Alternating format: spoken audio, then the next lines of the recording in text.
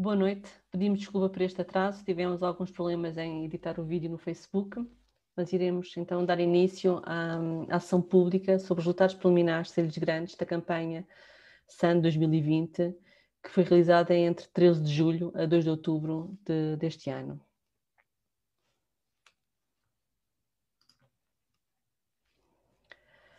Portanto, o projeto teve início com uma escavação de emergência da Cimar Sul, em 2008, em frente à Igreja de São Jorge, onde tinham sido identificados alguns enterramentos e que passou, com o acompanhamento arqueológico, passou para uma escavação arqueológica de emergência. A área totalizou 23 metros quadrados para colocar tubagens e caixas de saneamento.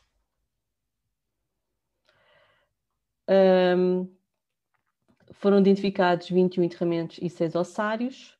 Um dos enterramentos tinha apenas um numisma e o restante espólio foi identificado em contexto de revolvimento. Os ossos estavam bastante danificados, bastante deteriorados, devido às condições que o subsolo se encontrava no momento. A escavação de 2008 permitiu identificar a necrópole medieval moderna da Igreja de São Jorge, na cronologia do século XV ao século XIX. Foi um espaço bastante ocupado durante esse período de tempo. E na altura fizemos várias recolhas para estudos de paleoparasitologia, estudos esses que foram os pioneiros em Portugal e que nos vieram revelar dados importantes para essa população de Sarilhos Grandes. Foi também realizada, após estes primeiros testes, um conjunto de análise de isótopos que permitiu-nos determinar a dieta que os sarilhenses consumiam. E está também a decorrer a análise do trato dentário pelo nosso colega Álvaro, que permitiu até a data identificar uma bactéria e um fungo associado a um dos enterramentos. Estes dados que nós conseguimos juntar desde 2008 explotou um projeto de investigação que tem um nome SAN 2020 e que tem novos objetivos. Tem a investigação histórica que está ao cuidado do Roger Luís Jesus. Estamos a estudar a coleção de Arqueologia e Antropologia da campanha de 2008, associada também à coleção da Quinta do Pátio d'Água que apresentámos na semana passada.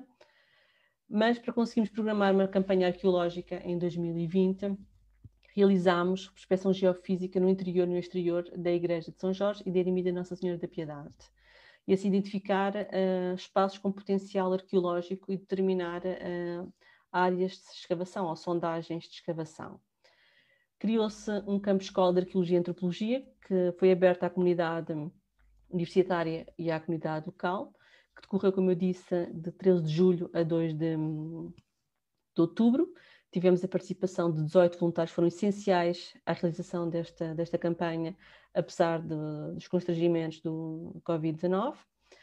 Esta nova campanha iria permitir recolher novas amostras, estudar assim a população de Sarilhos Grandes, que iremos depois explicar mais à frente o que é que foram feitas. Esta campanha 2020 tinha também como objetivo estudar os contextos bioarqueológicos e rituais de inumação desta população, verificar se havia diferenças entre a população inumada no exterior da Igreja de São Jorge e qual seria a diferença nas pessoas sepultadas no interior da ermida de Nossa Senhora da Piedade. Todo o espólio que foi recolhido será alvo de conservação e restauro e depois será musealizado para mais tarde ser exposto. Passo ao meu colega, Roger, que irá enquadrar os trabalhos.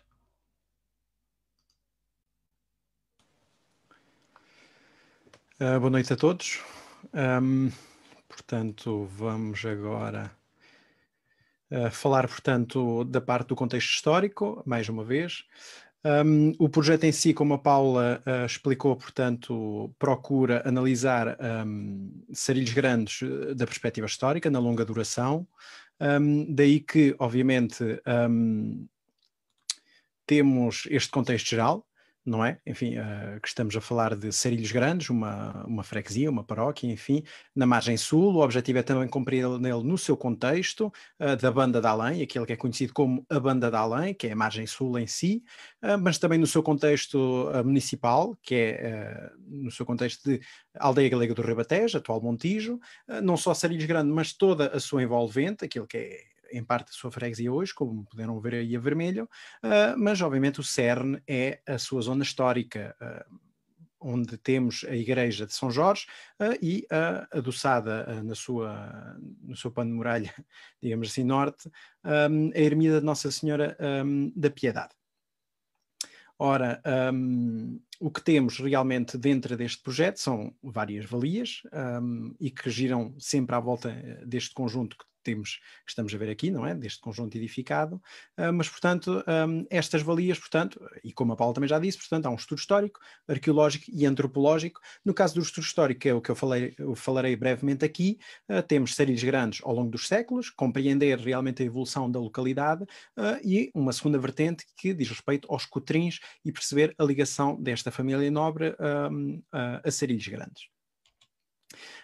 O levantamento de fonte que já foi feito até ao momento já conta, enfim, com uma centena de documentos dos mais variados tipos, desde documentos em pergaminho até papel, desde afuramentos até contratos de arrendamento, até tombos de terra, até genealogias consultadas e até levantamentos cartográficos. É tudo aquilo que vocês podem ver aí precisamente nessa fotografia. Ou seja, já temos um grande manancial de fonte e que a partir de agora será mais trabalhado.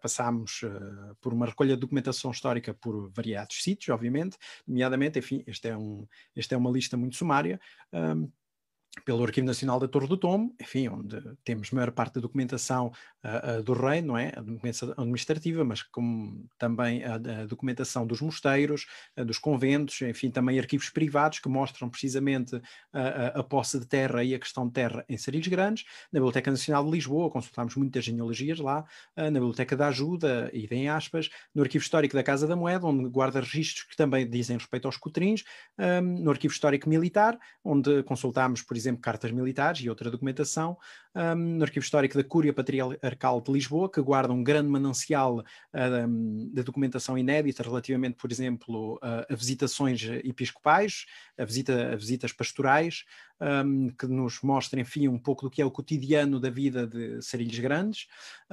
No Arquivo Histórico Municipal do Montijo, que, enfim, guarda a maior parte da produção documental municipal, neste caso, sobretudo a partir do século XVII em diante, onde temos muita documentação do foro, sobretudo financeiro, como, por exemplo, registros de cisas, registros de décimas, registros, enfim, de todo o tipo de impostos e também outro tipo de documentação que nos permite, enfim, enquadrar Sarilhos Grandes ao longo dos séculos.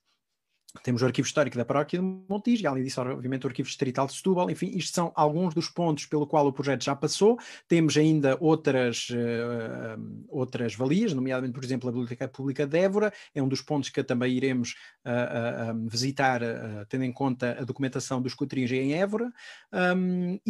Obviamente, isto tudo esteve sujeito até agora e continuará a estar, como todos sabem, aos constrangimentos do Covid. Por exemplo, no Arquivo Nacional da Torre do Tombo, o acesso à documentação foi reduzido drasticamente e muito condicionado, portanto, é também um trabalho que é muito mais moroso do que em condições normais.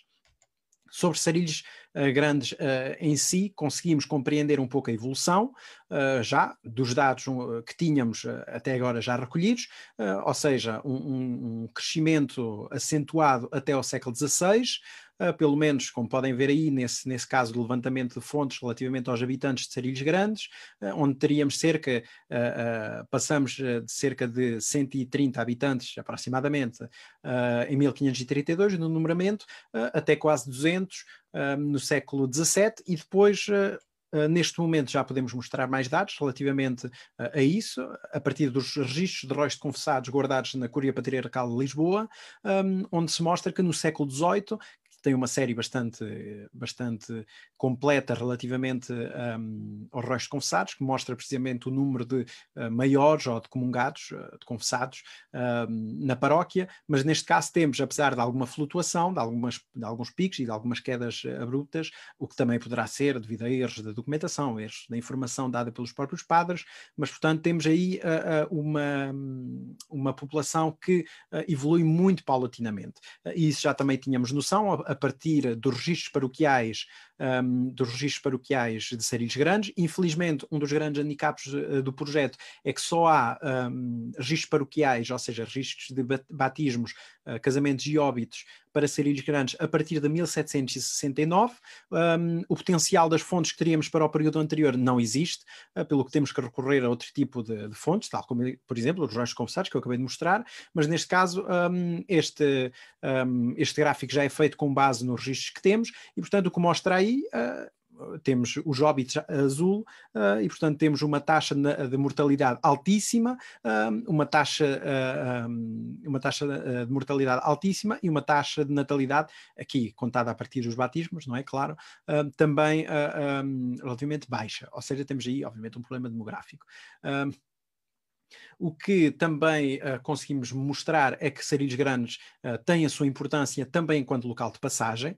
Sabemos, a documentação mostra-nos que havia pelo menos 3 a 4 barcas a fazer o serviço diário entre Sarilhos Grandes e Sarilhos Pequenos, enfim, mas entre esta zona e a capital. Um dos achados que nos foi dado a conhecer de um particular de Sarilhos Grandes é, por exemplo, este conto para contar, de Nuremberg, o que é um achado muito interessante, um conto para contar, enfim, é um nome que se dá a uma peça metálica que não tem um valor monetário, ou seja, não tem um valor facial, e que é utilizado, enfim, desde a época medieval até o século XVI, e portanto que tinha apenas uma utilização prática, era utilizado para fazer somas, para fazer contas, tal como antigamente se utilizava o ábaco. Os contos para contar eram também utilizados da mesma forma. E neste caso foi encontrado em Sarilhos Grandes este conto para contar de Nuremberg, mandado cunhar precisamente por um dos mestres da cidade, em meados do século XVI.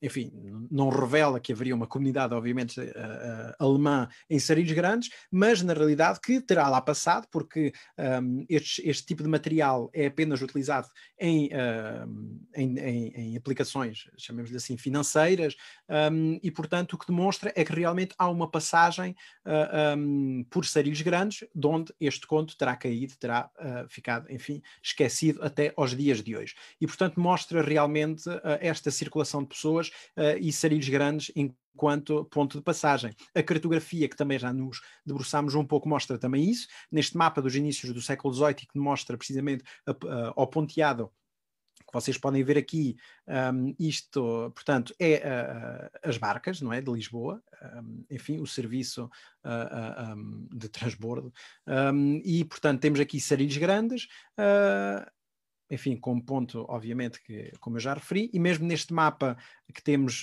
aqui à nossa frente, onde Sarilhos Grandes aparece aqui também, porque não esquecer que, além do Tejo que entra, enfim, que o Tejo que é navegável, temos também esta vala da Bruega, que hoje em dia, obviamente, já praticamente não existe, não é? É um resquício daquilo que existia até ao século XIX. Temos esta vala da Bruega, portanto, que enfim, que tinha um caudal bastante considerável, e mesmo esta vala real ao lado, que passa, enfim, mesmo aqui onde podemos ver onde são hoje os lavadores públicos, e aliás onde a escavação esteve sediada, não é? Mas portanto temos aqui uma configuração do território bastante diferente daquela que é conhecida hoje, e portanto também é o objetivo tentar recriar a partir disto tudo aquilo que sabemos ter sido Sarilhos Grandes. Mas portanto, como eu disse, há esta vertente de Sarilhos Grandes ao longo dos séculos, a evolução histórica, mas também compreender os cotrins. E neste caso, os cotrins, quem são estes Coutrins, que família é esta que surge aqui e que acaba, através de várias doações, por obter terras nos finais do século XV. É uma família que está muito próxima do rei, do poder régio, sobretudo como oficiais. Também se justifica assim, por exemplo, o surgimento de uma moeda em meados do século XV, conhecida precisamente como um Coutrin, é uma moeda de bulhão, enfim, de fraco valor facial, mas muito comum, pelo contrário, que mostra realmente a proximidade e em como, provavelmente, um Coutrin tenha estado ligado a alguma reforma monetária do período de Afonso V, o que desembocou precisamente na cunhagem desta moeda. Infelizmente, pelo menos até o momento, ainda não encontramos nenhum Coutrin, moeda em sarilhos grandes. E portanto, e aí chegamos aos inícios do século XVI, com a nossa ermida de Nossa Senhora da Piedade, construída pelo Dr. João Coutrin, que também já falarei brevemente sobre ele, e que temos, portanto, 3 lápides identificadas, melhor dizendo, 3 lápides no seu interior, somente uma delas é que está identificada, que é do centro, a Rodrigo Coutrin de Castanheda, que infelizmente não tem o seu sepultado lá, como também já irá ser falado. E temos simplesmente uma pedra completamente em branco e a outra simplesmente com umas armas em branco e com uma espada. Dos indivíduos que foram lá enterrados, além do Rui Coutrinho de Castanheda, como temos aí a pedra, não é? Temos também referência ao seu pai, portanto o Dr. João Coutrin, que fora lá sepultado, e depois, como eu disse, não há registros paroquiais de óbitos de Sarilhos Grandes até ao século XVIII. No entanto, alguns dos registros de óbitos do Montijo referem explicitamente a pessoas enterradas, portanto, em Sarilhos. E, nomeadamente, no caso da ermida de Nossa Senhora da Piedade, temos uma referência de um padre de Sarilhos, enterrado em 1704, o padre António de Gouveia Cardoso, que foi lá enterrado na ermida de Nossa Senhora da Piedade. Portanto, é mais uma das pistas que agora poderemos realmente procurar. Sobre o Dr. João Coutrin, o instituidor da capela, enfim, um dos grandes homens do reinado, um dos grandes oficiais do reinado de Dom Manuel I, com uma riqueza extrema, portanto, que encontramos na sua capela, na sua ermida privada, não só dos hispano-árabes que podem ver aí, portanto, o painel que ainda se está na própria capela, aí à vossa esquerda, e depois com todos os tipos, os vários padrões encontrados, como a Paula também já irá mostrar, e as 2 imagens que hoje subsistem, as quais são atribuídas à oficina della Robbia, e que mostra realmente que era uma pessoa de grande posse. Sobre os Coutrins em si, estamos ainda a tentar compreender esta complexa genealogia, como podem ver. Neste caso estamos a ver um manuscrito do século XVIII, uma genealogia que dedicada, neste caso, um dos capítulos, obviamente, sobre os Coutrins, mas, portanto, é esta ponte que fazemos entre o processo histórico, o contexto histórico de Sarilhos Grandes, até aquilo que os meus colegas fazem e até esta interdisciplinaridade. E, portanto, os resultados que já obtiveram, portanto, a quando da primeira escavação, nomeadamente estes que já podem ver aqui, relativamente a datações e relativamente ainda a consumos alimentares, e que vem mostrar, realmente vem abrir novas perspectivas. Estamos também à espera de que os resultados desta escavação possam abrir ainda mais o leque daquilo que sabemos. E em todo caso a escavação baliza, neste caso, como na fotografia, como também já será mostrado mais à frente, baliza bem a capela e confirma aquilo que a documentação nos diz, ou seja, realmente que há uma ocupação única, enfim, longa deste espaço, se bem que temos lá está, já uma ocupação prévia, que também penso que o Bruno falará sobre isso. Um dos grandes mistérios realmente é a falta do nosso Rui Coutrinho de Castanheda. Portanto, o que vocês estão a ver aqui no centro é onde estava a lápide, aqui já Rui Coutrinho de Castanheda, e na realidade enfim, estava completamente vazio, não há qualquer vestígio, como a Paula e o Bruno falarão, não há qualquer vestígio sobre o que aconteceu a Rui Coutrinho de Castanheda. Em todo caso, outra sondagem do ossário, que também irá ser falado, mostra uma ocupação muito ampla do adro da igreja, o adro entendido não só como enfim, a frente da igreja, mas como, enfim, todo o espaço à volta, e, portanto, em como os enterramentos foram extensos até, obviamente, à construção do cemitério de Sarilhos Grandes, em meados do século XIX, e, portanto, agora também tentaremos compreender a taxa de ocupação, se é que se pode usar, portanto, em termos deste espaço, e os problemas inerentes a isso até à construção do cemitério. Isto era o que eu vos vinha falar realmente, portanto, mostrar um pouco em que é ao ponto que estamos, em termos do contexto histórico, daquele que é Sarilhos, mas é, obviamente, um ponto da situação compreender os Sarilhos que aqui temos, para passar, enfim, a palavra agora para a Paula, que irá falar sobre o contexto arqueológico e o resultado preliminar disto.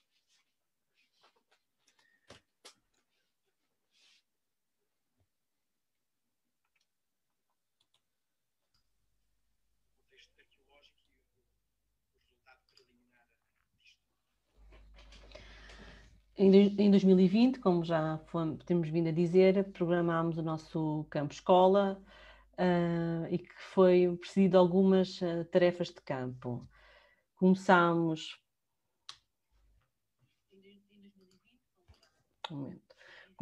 pela prospeção geofísica, em fevereiro de 2020. Fizemos prospeção no interior e no exterior, tanto da Igreja de São Jorge como da Ermida Nossa Senhora da Piedade.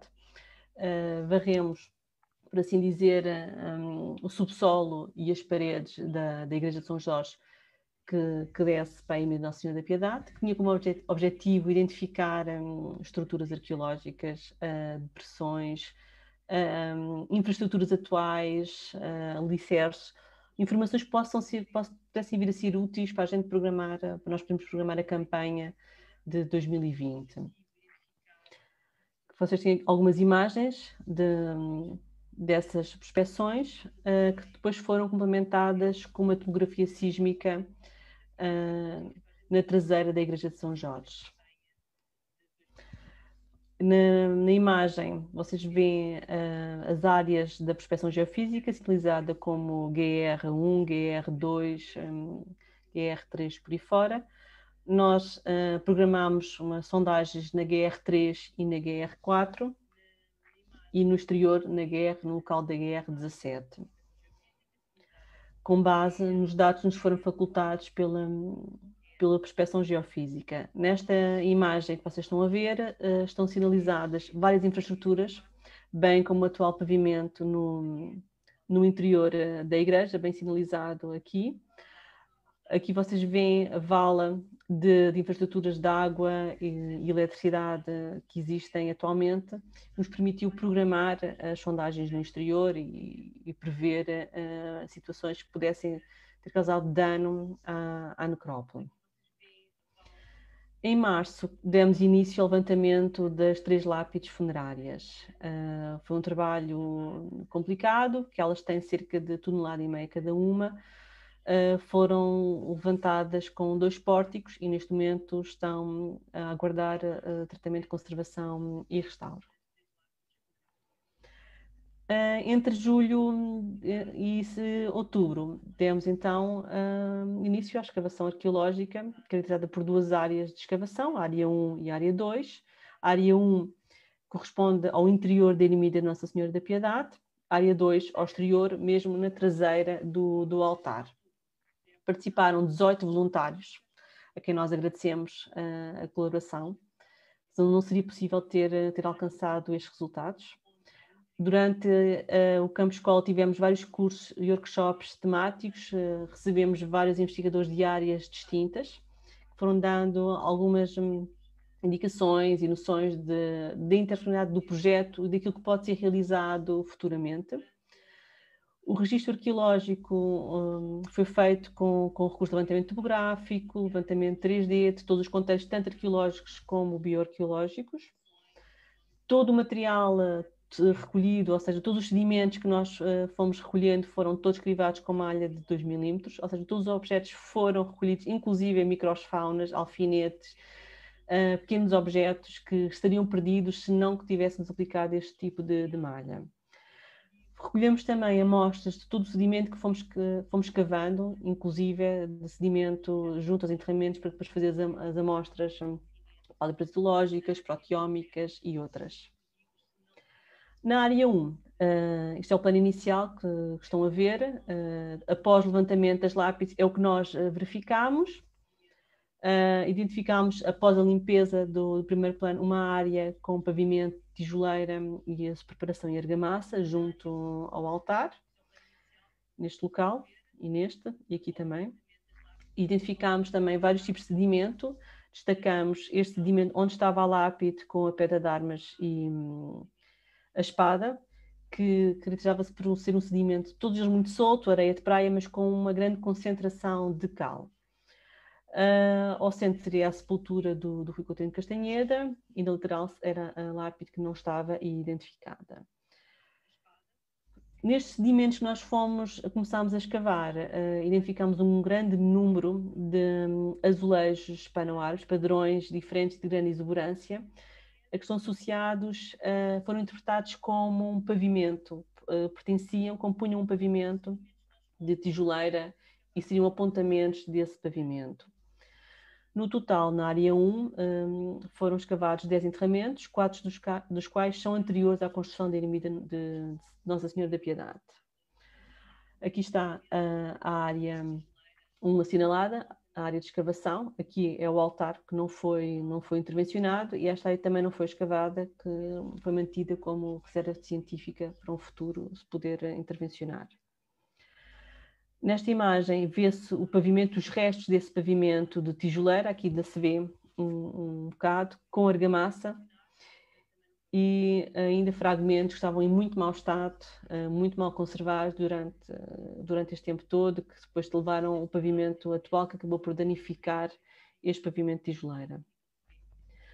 Como já transmiti, recolhemos dezenas de azulejos completos e fragmentos de azulejos hispano-árabes. Como podem ver nas imagens, só identificámos na área 1. Pronto. Estão em contexto de aterro das várias sepulturas que foram assim escavadas. E nas imagens vê-se que eles estão misturados também com os próprios ossários ou com os ossos soltos que foram sendo identificados.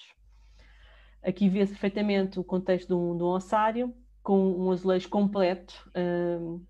No meio desse ossário se vê um aglomerado de ossos, um crânio e ossos longos. Mais uma vez destaco ao centro a sepultura do Rui Coutinho de Castanheda. Não se identificou esta perturbação a nível do ossário, não se identificou um ossário como se vê nas laterais e nem se identificou um enterramento. Esta é a primeira imagem dos primeiros enterramentos identificados. Ora, o enterramento 1, enterramento número 2, enterramento número 3. Mais uma vez destaco, ao centro não se identifica nem ossários, nem enterramentos. Vou só apenas destacar alguns enterramentos pelas suas particularidades. Neste caso, o enterramento número 1, trata-se de um adulto do sexo masculino, sepultura possivelmente em caixão, porque identificámos vários restos de madeira, cavilhas e pregos, e que ele conservava ainda um terço completo, como se vê na imagem, com contas, um rosário com contas em madeira. Conservava ainda restos de sapatos e restos de uma capa que se vê aqui. E tinha também uma moeda. Nenhuma das moedas que nós escolhemos tem leitura neste momento. Será um espólio que será tratado brevemente para conseguirmos ter uma leitura e poderá ser um dia exposto no museu. Também na área 1, o enterramento número 3, do sexo feminino, sepultura em Covas. Não identificámos indícios de pregos que pudessem supor o caixão, e que se conservava também uma moeda. Neste momento só temos 2 enterramentos que conservam moeda, que nos podem permitir aferir uma cronologia da ocupação do interior da ermida Nossa Senhora da Piedade. O enterramento 10 é anterior à construção da ermida Nossa Senhora da Piedade, corresponde a um adulto do sexo feminino e que tinha um objeto de adorno ao longo de todo o crânio, como se pode ver aqui nesta imagem, um objeto alongado em cobre, que interpretamos como sendo parte de um elemento de adorno, de uma possível touca com que a pessoa tivesse sido assim sepultada. A área 2 localiza-se no exterior da ermida, entre a igreja de São Jorge. É uma área maior, com 25 metros quadrados, em que o plano inicial apresentava uma grande perturbação, muito revolvimento, com contexto de aterros, de lixos, ostras, panelas, muitos vidros, plásticos, pronto. Onde fomos identificando alguns ossos já a surgir, e no total identificámos 11 enterramentos, alguns não adultos, e muitos com espólio funerário constituído por coroas funerárias. Este local apresentava uma grande densidade de enterramentos e também um grande ossário, que depois o Bruno vos irá falar melhor. Eu vou destacar mais uma vez alguns enterramentos pelas suas particularidades. No caso do enterramento 4, corresponde a uma criança, com orientação norte-sul, que tinha uma coroa funerária à volta do crânio. Tinha um véu com fio em cobre, como podem ver na imagem que acompanhava, desde a zona dos braços até aos pés. Também ao centro identificámos esse fio. Tinha também alfinetes em cobre ao longo de todo o corpo, que aqui nesta imagem não é visível, e botões em osso nos punhos e na zona do colarinho. E um objeto em cobre que não conseguimos ainda identificar, em ferro, aliás, e cobre, não conseguimos identificar o que é que será. Aqui são os botões, falámos, na zona do colarinho, e os outros no punho. Como eu disse, a área 2 tinha uma grande perturbação, tinha bastantes enterramentos, a maior parte de crianças, mas também identificámos logo nos planos iniciais um grande revolvimento, muitos ossos no aglomerado, de um ossário, que se veio a revelar um dos maiores ossários que possamos imaginar aqui nesta área de 23 metros quadrados. Em termos de espólio arqueológico, temos contas de osso, contas em vidro, alfinetes de cobre, as coroas funerárias, brincos em cobre, moedas, azulejos e um anel em vidro com um enxaquetado possivelmente associado à família Coutrinho, que ainda está a ser analisado.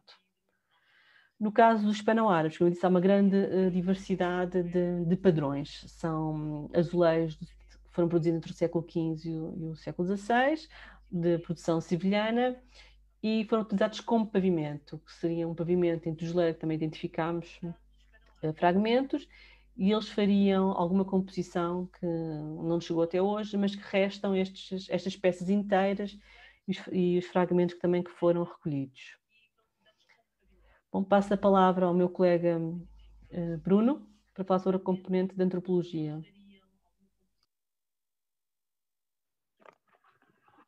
Ora, obrigado. E só partilhar aqui a tela.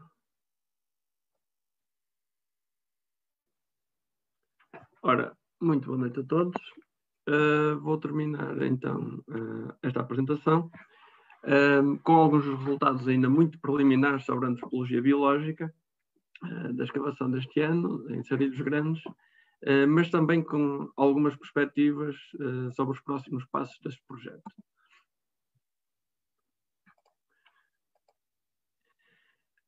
Para quem viu a apresentação da semana passada no Pátio d'Água, os métodos que vamos usar agora para a análise desta amostra não serão muito diferentes, apesar de irmos acrescentando sempre mais alguns, consoante a especificidade da amostra nos vai pedindo.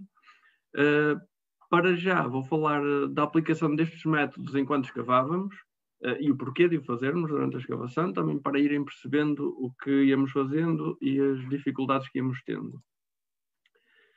Quanto ao estudo da antropologia funerária, que mostra-nos essencialmente, sobretudo, o ritual de enterramento, o local do cemitério onde a pessoa era enterrada, o espólio que tinha associado, o tipo de enterramento, por exemplo, tudo isto nos vai mostrar quem era esta pessoa em vida e como se inseria na população de Sarilhos. Costumamos dizer que a forma como uma pessoa é enterrada diz-nos tanto sobre o falecido como sobre o contexto social em que se insere, portanto, sobre as pessoas que promovem esse ritual. Em Sarilhos, a maior parte dos indivíduos foi enterrada em Covacho, apenas um nos parece ter sido inumado em caixão, e em 7 a sepultura não foi identificada, talvez por estarmos em camadas muito arenosas e ser muito difícil fazer essa distinção da abertura da vala num estrato arenoso que acaba por ser igual ao seu enchimento. E é o que eu penso que até dá para ver nestas fotos. Na primeira, o interior da ermida com espaço funerário bastante bem definido, e no exterior, aqui na segunda, muito mais caótico, e ali com 3 crianças em cujos enterramentos, só mudar aqui para a lesa, temos aqui 3 crianças cujos enterramentos não conseguimos identificar com o baixo. Portanto, aqui uma quase completa, aqui as pernas de outra, que a determinada altura o enterramento foi cortado, aqui um recém-nascido, portanto, aqui já um crânio e uma mandíbula de um outro enterramento a aparecer, portanto, tudo muito mais caótico do que no interior da ermida. Quanto à orientação dos enterramentos, a orientação de acordo com a regra canónica é a cabeça a oeste e os pés a este. E realmente esta foi a mais vezes registada.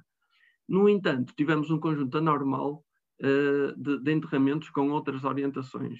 Tivemos 6 norte-sul, 1 este-oeste e 1 sudoeste-nordeste. Para percebermos o porquê, é sempre necessário tentarmos compreender o contexto de cada um dos enterramentos, sendo que a maior parte da sondagem no exterior da ermida nos parece que tem a ver com o aproveitamento do espaço. Portanto, há ali uma série de enterramentos que foram realizados de forma paralela à ermida. Portanto, temos aqui um desses enterramentos, aqui a parede da ermida, um enterramento norte-sul, outro, aqui um enterramento oeste-este paralelo aqui à parede da igreja. E este parece ter sido o critério para ali termos tantos enterramentos fora da orientação canónica, o aproveitamento do espaço de um cemitério que, no fundo, que é usado durante várias centenas de anos e tem-se sempre que jogar aqui com o espaço. Portanto, neste espaço, nesta sondagem 1, que a determinada altura terá sido já mais próximo do encerramento do cemitério, em 1862, foi utilizado para enterramento de não adultos. Portanto, naquela área 2 escavamos 7, portanto estão aqui 2 deles, e possivelmente mais haveriam se alargássemos a sondagem na direção contrária das paredes da igreja e da ermida. Quanto à posição da inumação, parece ter sido a regra canónica que foi mais seguida à risca, uma vez que quase todos os enterramentos se encontram em decúbito dorsal, isto é, deitados sobre as suas costas. Apenas registramos 2 em decúbito lateral, deitados sobre um dos lados, e mais uma vez é necessário vermos o contexto destes 2 enterramentos, que são de facto crianças, e em crianças é relativamente normal haver uma maior variabilidade, principalmente em bebés, que são compreensivelmente difíceis de deitar sobre as costas. Ainda assim, registramos algumas posições mais fora da norma, como este adulto sexo feminino, lá está, com a orientação norte-sul, encostada à parede da ermida, nesse contexto de tentativa de aproveitamento do espaço, em decúbito dorsal, mas com o tronco voltado à sua esquerda. Já na área 1, na sondagem no interior da ermida, temos 2 contextos bastante específicos, sobre os quais a Paula já falou um pouco. Portanto, temos indivíduos que foram realmente enterrados no interior da ermida, isto é, quando ela já tinha sido construída no início do século XVI. Vemos aqui uma foto antes de levantarmos as lápides e começarmos a escavação, e aqui, depois de escavada toda essa área, com os enterramentos no interior da ermida de Nossa Senhora da Piedade, portanto, todos ali coordenados mesmo em frente ao altar. Portanto, este é um dos contextos, e depois, dentro da ermida, temos indivíduos que sabemos que foram enterrados quando a ermida não tinha ainda sido construída, portanto, uma vez que foram cortados pela construção dos seus alicerces. Portanto, no slide temos aqui 2, este foi cortado aqui lateralmente, este indivíduo cortado ao nível dos coxais. Portanto, há aqui 2 realidades distintas, uma anterior a 1500 e outra posterior a 1500, que serão bastante interessantes de comparar, por exemplo, ao nível da alimentação e mesmo da análise de parasitas, que iremos fazer. Portanto, e daí eu também queria reforçar estes contextos já com o pensamento nas análises futuras. Quanto à avaliação do perfil biológico, concretamente no que diz respeito à estimativa do sexo biológico, temos 4 indivíduos do sexo masculino, 7 do sexo feminino e 9 indeterminados.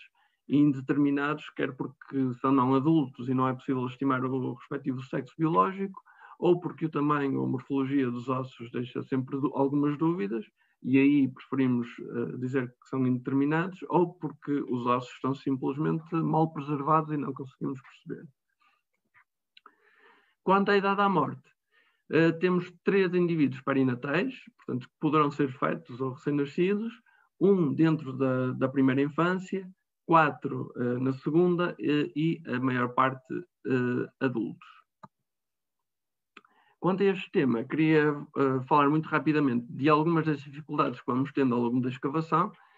Como muitas vezes os ossos de enterramentos estão muito mal preservados, como disse há pouco, é necessário tentar tirar o máximo de informação quando o enterramento ainda está exposto no local.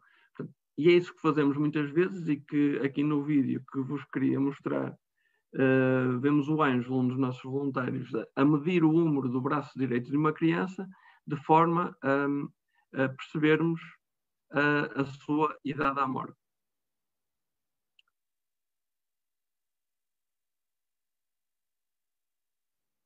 Portanto, neste caso, trata-se de uma criança que terá entre 5 a 8 anos e que, se por acaso o húmero se fragmentasse, quando o esqueleto fosse levantado, já tínhamos aquela medida, pelo menos, para a idade à morte. Outra situação com que nos deparamos frequentemente é a fragilidade dos ossos, principalmente os dos bebés. É o que acontecia aqui, em que o Néstor está inclusivamente a tentar perceber se tínhamos apenas um recém-nascido ou 2. E neste caso concluímos que temos ali ossos articulados de 2 indivíduos. Vemos aqui o crânio de um dos recém-nascidos, aqui algumas costelas.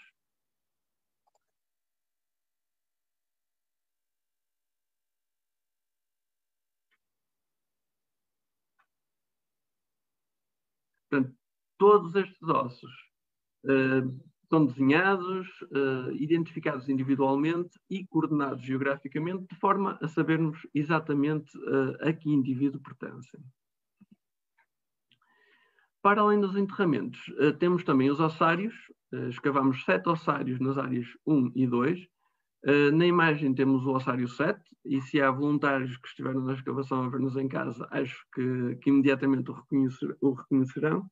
Portanto, o ossário 7 é um ossário muito grande, encostado por detrás da ermida de Nossa Senhora da Piedade, e de onde saíram cerca de 100 crânios e muitas centenas de ossos longos, principalmente húmeros, rádios, cúbitos, fémures, tíbias. Portanto, na imagem vemos bastantes crânios e ossos longos. Aqui o mesmo ossário durante a fase de registro da nossa coordenadora.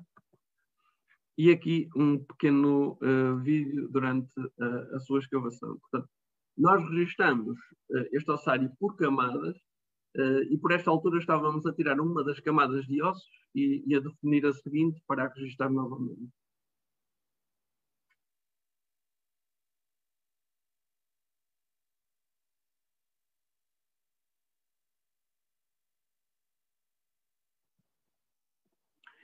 Este ossário resultou em mais de 60 contentores de ossos, que teremos agora para estudar. Não estão aqui todos, mas temos uma boa amostra deste ossário.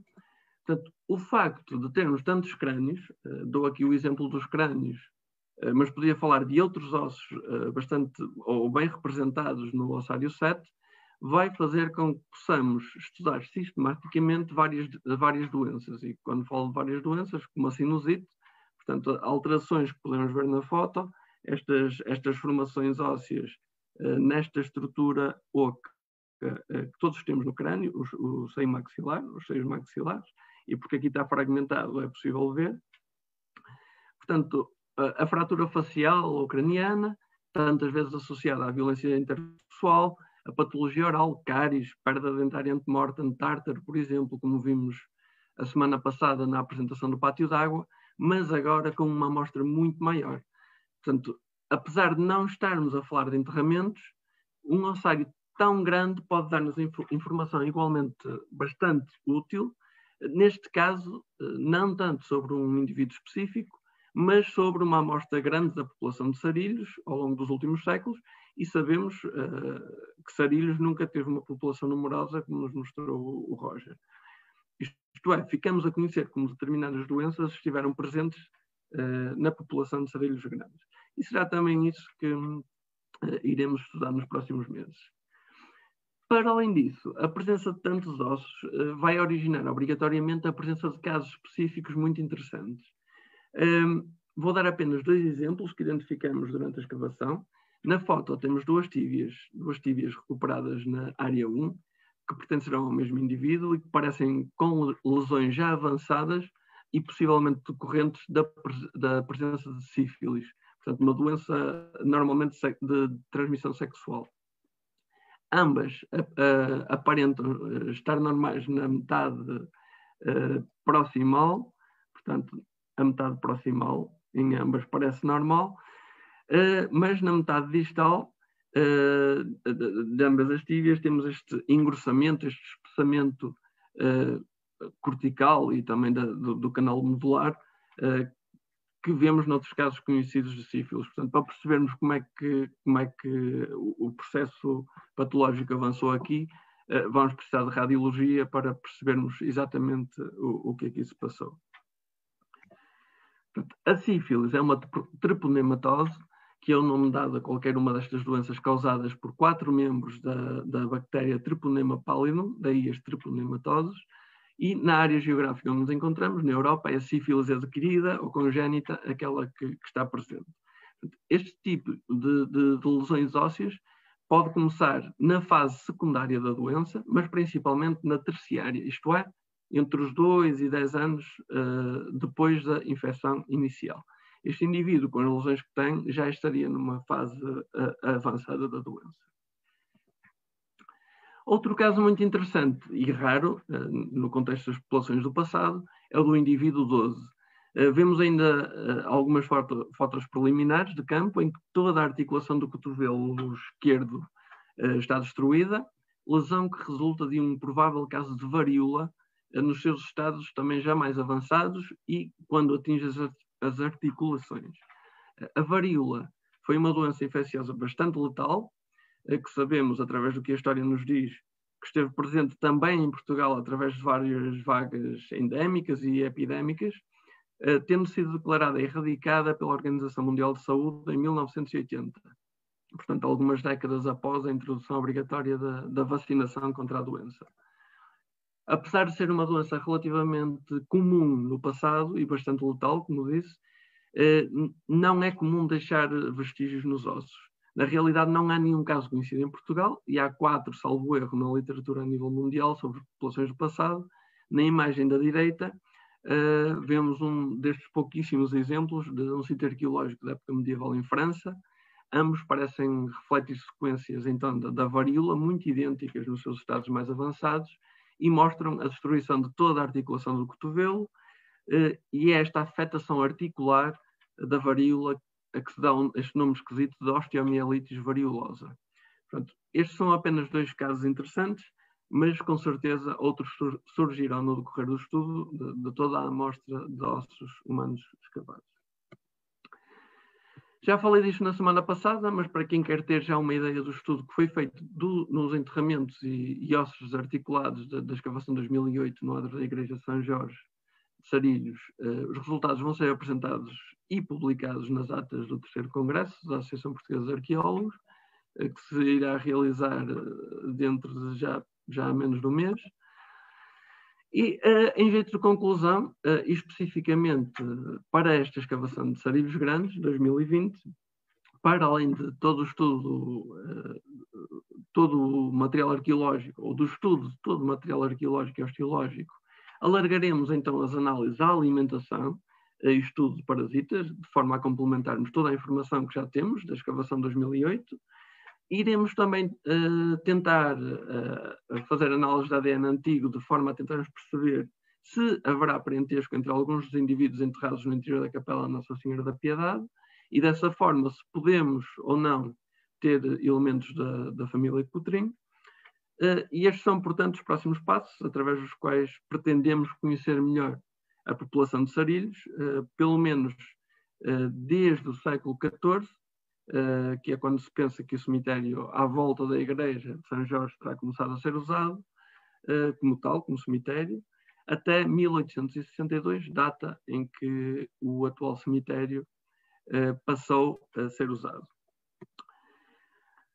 Queríamos finalmente agradecer, obviamente, à Câmara Municipal de Montijo e ao Centro de Investigação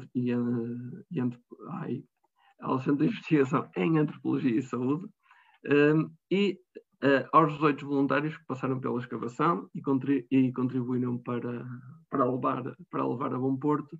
Muito obrigado a todos. E não queria terminar sem relembrar aqui a nossa mascote, o Rocky, que nos deixou bastante saudades a todos. Passava então agora a palavra de novo à Paula.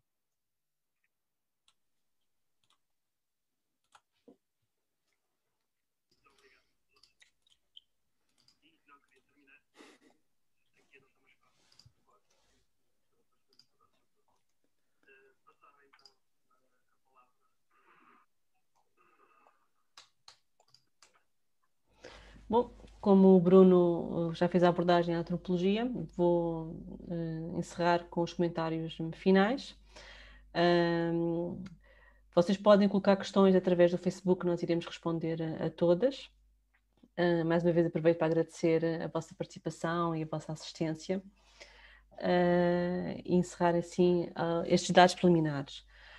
Mais uma vez, a escavação vai permitir verificar que a necrópole vem de origem medieval até o século XIX, como tínhamos identificado em 2008.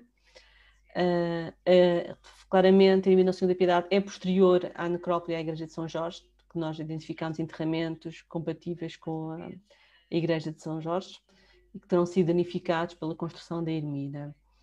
Identificámos também espólio funerário associado a enterramento de não adultos, com as tais coroas funerárias, na área 2. É um espaço bastante ocupado, como também já tínhamos identificado em 2008, e o projeto agora, a equipa está a trabalhar nestes contextos arqueológicos, históricos e antropológicos, e reunir informação e as amostras que foram recolhidas para continuar com a investigação multidisciplinar. O Bruno já falou nas amostras que vão ser tratadas, nos estudos que vão ser feitos, portanto não irei mencionar novamente. O espólio, mais uma vez, será alvo de trabalhos de conservação e restauro, para mais tarde poder ser utilizado, exposto no museu. Iremos sempre divulgar os achados, as novidades, por assim dizer, os resultados das pesquisas que vamos alcançando através das nossas redes sociais, também divulgação de sessões públicas, congressos, outros eventos, tudo será divulgado através das nossas redes sociais e nossa página de internet. Pronto, encerro aqui esta sessão. Aproveito mais uma vez para quem quiser colocar questões, aproveitar e questionar a equipa sobre o trabalho que temos vindo a desenvolver, alguns resultados que possam querer saber, pronto, estamos disponíveis. Só notar, portanto, que temos um delay de cerca de 20 a 30 segundos face à nossa conversa entre nós os três da equipa e, portanto, à imagem que está a ser transmitida. Portanto, se alguém tiver alguma pergunta, demoraremos a ver realmente, porque há esta diferença. Pronto.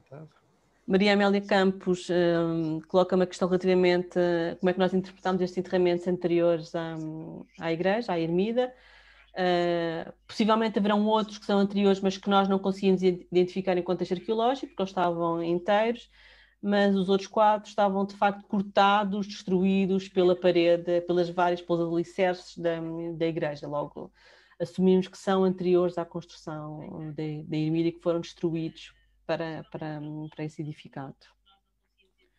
Do ponto de vista da documentação, portanto, nós sabemos que foi autorizada a construção da Igreja de São Jorge em 1390 pelo Bispo de Lisboa, Dom João Eanes, que aliás seria posterior feito o primeiro arcebispo de Lisboa, e que, portanto, nessa autorização concedida, a autorização é concedida porque a população de Sarilhos se queixa que a igreja matriz é demasiado longe, que é de Santa Maria de Sabonha, portanto, onde é hoje São Francisco, pertencente a Alcochete, e, portanto, é dada a autorização e é referido lá, portanto, a construção do cemitério, o que supõe a ideia que, obviamente, não existiria lá e que simplesmente menciona muito sucintamente este dado. Depois, as visitações do século XVI e os dados mesmo dos registros de óbitos posteriores simplesmente falam no adro em si, o que poderá ser, enfim, lá está, não só o local de ocupação à frente imediatamente da igreja, como toda a envolvente do templo cristão, e que é realmente aquele que, enfim, aquele que já é sabido, mas que também confirmámos com a segunda sondagem, com a sondagem da área 2, que mostrou realmente aquele mega ossário atrás. Já agora, quanto aos cotrins, nós não identificámos nenhum espólio arqueológico que dissesse que eram os cotrins. O anel que nós identificámos parece ter a heráldica dos cotrins, mas não prova, pelo menos estava em contexto de desenvolvimento, e não prova que seriam os cotrins. Portanto, arqueologicamente não havia nada que nos confirmasse que os primeiros enterramentos que nós escavámos pertençam aos cotrins. Daí tendemos a fazer o ADN para verificar se há um grau de parentesco entre esses enterramentos e assim verificar ou não se há familiares ali sepultados. Só também para complementar que realmente no caso como não temos os registros de óbitos, não sabemos em bom rigor quem é que acabou por ser enterrado na ermida de Nossa Senhora da Piedade, a não ser aquelas 3 referências que eu mencionei, o Rui Castanheda, que tem a lápide identificada e que na realidade não lá está, não é?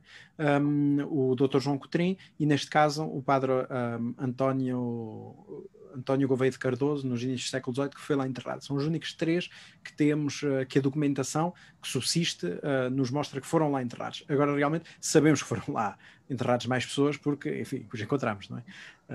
Mas agora, realmente, conseguir fazer a identificação é muito difícil. E os cotrins acabam por desaparecer de Sarilhos porque, enfim, os cotrins acabam por se tornar os cotrins de Melo, depois abandonam o nome cotrim, adotam simplesmente o Melo e, portanto, acabam por ir para outras paragens, está mais ou menos documentado, e, portanto, o contexto histórico está a caminho de conseguir compreender onde é que acabaram por ir parar os cotrins, depois de saírem realmente de Sarilhos. Devido à pandemia, nós tínhamos previsto 3 sondagens, só conseguimos realizar 2. Tivemos redução da equipa e acabámos por encontrar um mega ossário que nos tomou de facto muito tempo e não foi possível abrir a 3ª sondagem. Temos um dos voluntários a perguntar se vamos ter mais escavações. Neste momento não temos previsão, não está prevista a 3ª sondagem, porque temos mesmo muito material para estudar tanto arqueológico como antropológico, temos muitas análises para processar, temos um estudo ainda muito dinâmico para fazer, e só mediante estes resultados é que poderíamos, num futuro, equacionar uma segunda campanha do SANT. Diga-se que também numa segunda campanha, portanto, o interior da igreja, que tem pelo menos um cotrim também identificado, que é precisamente António Cotrim de Melo, que supostamente é neto do Rui de Cotrim de Castanhedo, e, portanto, esse poderia ser um caso a comparar o ADN e, enfim, a também nos dar um outro contexto arqueológico e antropológico, mas, portanto, fica em mente. Para o futuro. Não sei se tem mais questões que queiram colocar. Perguntas sobre a escavação, alguma coisa mais específica que queiram saber, que possamos transmitir agora neste direto.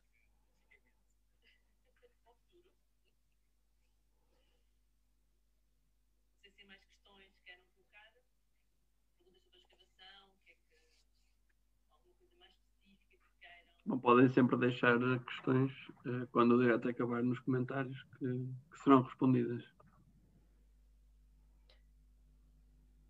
Para o Bruno, já dá para compreender a prevalência de alguma patologia nesses restos osteológicos? Não. Isso, nós temos alguns casos isolados que nos saltaram logo à vista, como aqueles dois que falei, há lá mais alguns. Agora, para percebermos frequências de determinadas patologias, tem que se estudar sistematicamente os ossos que encontramos, que é isso que estamos a começar a fazer agora. Portanto, só no final é que vamos perceber isso, até porque é preciso limpar os ossos, porque há muita coisa que nos escapa, porque os ossos vêm ainda envoltos em muita areia e há muita coisa que nos escapa. Portanto, é preciso fazer todo esse tratamento para percebermos. E o ossário 7, como eu disse, vai nos fazer perceber muito bem esse tipo de frequências, determinadas doenças. Portanto, eu falei naquelas porque são normalmente aquelas que mais normalmente se encontram. Portanto, vamos ver. Para já ainda não dá para perceber isso. Temos uma questão também do voluntário que se pergunta se já encontramos o rei, que era uma pergunta que acontecia diariamente. Não encontramos nenhum rei, não há nenhum rei sepultado em Sarilhos Grandes, portanto não era expectável encontrarmos o rei. Era expectável termos encontrado uma sepultura com o suposto Rui Coutinho de Castanheda e que estava vazia. Completamente e absolutamente vazia, cheia de areia de praia, com alguns ossos isolados, alguns fragmentos e azulejos panão-árabes, mas vazia, que é um mito, acho que vai ser um mito de Sarilhos que se vai criar a partir de agora. O que é que terá acontecido à sepultura do Rui Coutinho, que estava de facto bem definida nas areias de Santa Marta, mas que estava completamente vazia. Também não encontramos nenhum pote de ouro, como outra das nossas voluntárias acaba de perguntar, realmente.